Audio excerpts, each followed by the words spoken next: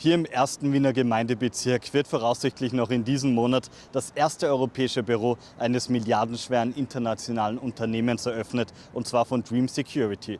Dream Security bietet vor allem Schutz vor kriminellen Hackern, vor allem für kritische Infrastruktur, sei es die Energie- oder Wasserversorgung. Die beiden Gründer dieses Unternehmens sind Jalif Julio und vor allem der Ex-Kanzler Sebastian Kurz. Die beiden lernten sich schon vor mehreren Jahren kennen und haben das Unternehmen Anfang 2023 gegründet. Es ist eine ziemliche Erfolgsgeschichte, denn inzwischen ist das Unternehmen mehr als $1 Milliarde wert. Sebastian Kurz gehören davon übrigens 15%. Das bedeutet, auf dem Papier besitzt er mindestens $150 Millionen alleine durch dieses Unternehmen. Inzwischen gibt es schon Büros in Abu Dhabi und in Tel Aviv. Das in Wien wird also das erste in ganz Europa sein. Jalif Julio ist durchaus umstritten, es laufen mehrere Verfahren gegen ihn. Denn bei seinem vorigen Unternehmen, wo er CEO war, gab es einen internationalen Spionageskandal. Vor allem Spanien war davon betroffen. Die Ermittlungen, die laufen auch weiterhin gegen ihn. Dream Security selbst allerdings arbeitet nun mit einer neuen KI. Diese neue KI, die sollte dazu führen, dass alles effizienter und kostenschonender geht. Wie erfolgreich das in Zukunft sein wird, das werden die nächsten Wochen, vielleicht sogar die nächsten Monate weisen. Herr Kurz, Sie starten jetzt einen Firmensitz in Wien mit Dream. Wie ist es dazu gekommen und wie viele IT-Talente werden hier auch arbeiten? Ich habe vor 2,5 Jahren mit 2 Freunden in Israel ein Cybersicherheitsunternehmen gegründet, das vor allem auf künstliche Intelligenz setzt. Wir haben in Israel gestartet, haben dort mittlerweile 200 Mitarbeiter, haben aber jetzt auch Büros außerhalb Israels eröffnet, eins davon in Wien. Wir starten hier jetzt einmal mit 10 Mitarbeitern, die vor allem Kunden, die wir in Europa haben, unterstützen, aber das Büro wird sicherlich wachsen und andere Standorte werden dazukommen. Gott sei Dank entwickelt sich das Unternehmen gerade sehr gut und wächst sehr zügig. Was meinen Sie, wie viele österreichische Ministerien werden Kunden bei Ihnen werden? Wir haben keine Kunden in Österreich und streben das auch nicht an. Es gibt genug zu tun in anderen Ländern dieser Welt. Aber ja, wir haben einige Kunden in Europa, wir haben Kunden im Middle East und wir haben Kunden in Südostasien. Und wir planen jetzt im nächsten Jahr auch in den USA und in Südamerika aktiv zu werden. Dream ist ja jetzt schon ein Multimilliardenunternehmen. Wie haben Sie es geschafft, dass dieses Unternehmen in kurzer Zeit so wertvoll wurde? Ja, wir haben Gott sei Dank wirklich die Top-Talente gewinnen können im Bereich künstlicher Intelligenz und Cybersicherheit. Wir haben ein sogenanntes LLM gebaut, also sowas wie ChatGPT, allerdings fokussiert auf Cybersicherheit. Und Gott sei Dank gibt es viele Investoren, die in diese technische Entwicklung auch vertrauen. Und ja, es ist richtig, es hat zuletzt Bain Capital rund 100 Millionen investiert zu einer Milliardenbewertung. Also das Unternehmen wächst sehr schnell, aber es gibt jeden Tag dafür auch genug zu tun. Ich bin hier mit Jalif Julio, dem Co-Gründer von Dream. Gemeinsam mit Ex-Kanzler Kurz hat er ein Milliardenunternehmen geschaffen und wir fragen ihn jetzt, wann Dream nach Wien kommt. When is Dream going to start its seat in Vienna? When are you going to open your Vienna capital? So high pleasure to be here in Vienna. It's always fun to be here. And we actually opening today the office in Vienna. That's the reason that we came, all the management. It's the 3rd place in the world that we opened this office. So we started in Tel Aviv, we have an office in Abu Dhabi, and now we office the Vienna office. And from here we will run our business in Europe. We are very, very excited, and it's a great day for us. Very excited. Wo ist das Wien Hauptquartier? Wer ist der Headquarter in Vienna? It's very hard for me to pronounce the name of the street, but I can.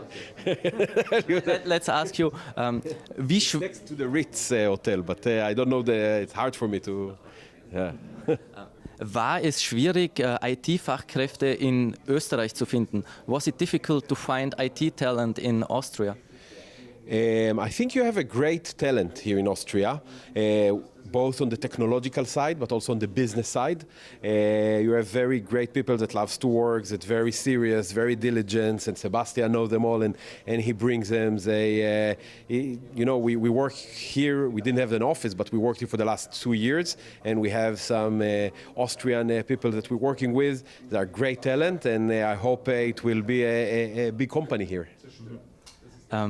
Du bist ein Freund von Sebastian Kurz, arbeitest lange mit ihm zusammen auch schon. Kannst du uns etwas von ihm erzählen, was noch nicht so bekannt ist? You're a friend of Sebastian Kurz. You've been knowing him for 2 years. Can you tell us something about him that isn't really known to the public since? So first of all, I think Sebastian is a great guy. I'm always telling him that he's a rock star. I think, he very known for his political career, but we started the Dream 2.5 years ago, and I really think he's an amazing technological entrepreneur. I actually think that he could be one of the best entrepreneurs in the world. He's one of the best partners I had in this field. He understands technology, despite he's saying that he don't, but he really understands technology. He really knows how to bring the team together, and he's a great friend and a great partner. War da eine lustige Geschichte, die du gemeinsam mit ihm erlebt hast? Has there been a funny story that you've lived with him, maybe in the Tel Aviv nightlife or somewhere else? So I don't know if you know, but Sebastian, he's really afraid of mosquito bites. Every time that we're going to, it's okay that I'm telling that. Every time that we are traveling, he always like to spray that he will not get a mosquito bite. But that's the only funny story in Africa. Yeah, that's the only funny story I had with him. That I remember I left. That he's like always. Trying to be safe and secured, and like 40 degrees, and he going like with long sleeves and spray all over. But beside that, the problem that is too serious. That's the biggest problem that I'm trying to make him lose a bit. But no, he's very, very serious. He takes the job really, really serious. So unfortunately, not enough fun moments with him. Only work.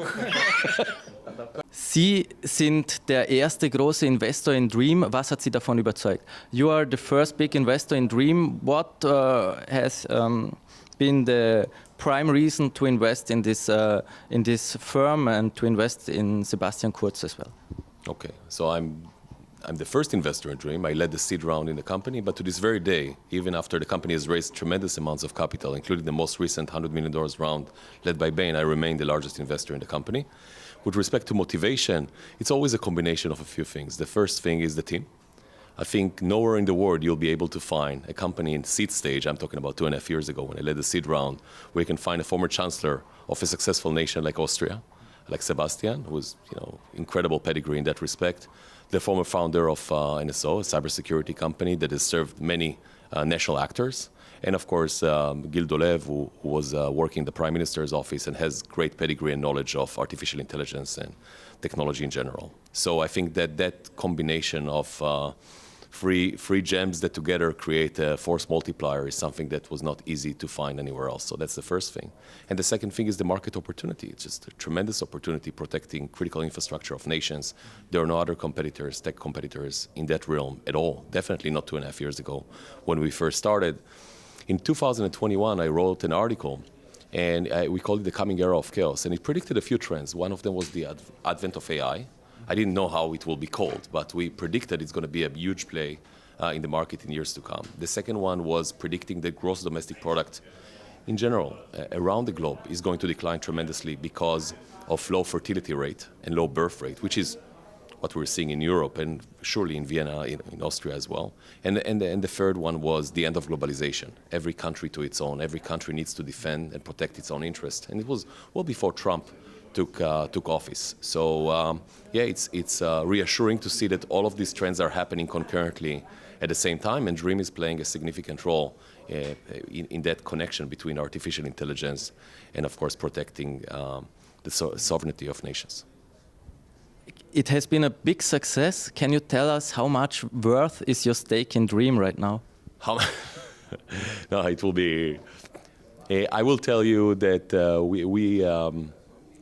we own more than 10% of Dream to this very day. What have been the qualities in ex-Chancellor Sebastian Kurz that you liked the most, that you thought that really made him a successful businessman? He's incredibly punctual. What he says is what he means. He speaks his heart, which is rare in politicians, I believe. He's incredibly hardworking as well and dedicated to the mission, and he really believes in the mission and he really cares about the mission. I think that these are the traits that I've witnessed in the past 2.5 years of working with him. You yourself have become one of the richest entrepreneurs or investors, if I'm right.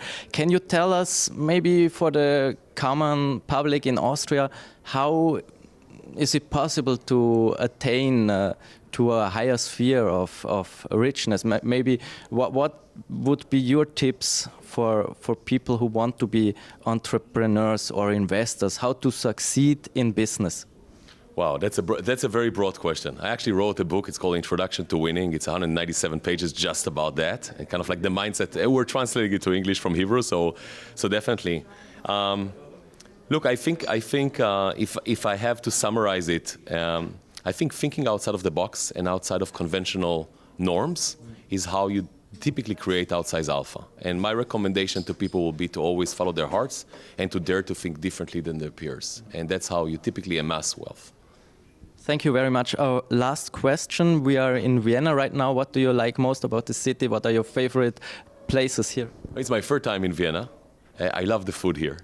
And the schnitzel is off the charts. So that's what we had yesterday, and that's what I plan on having today as well. Thank you very much.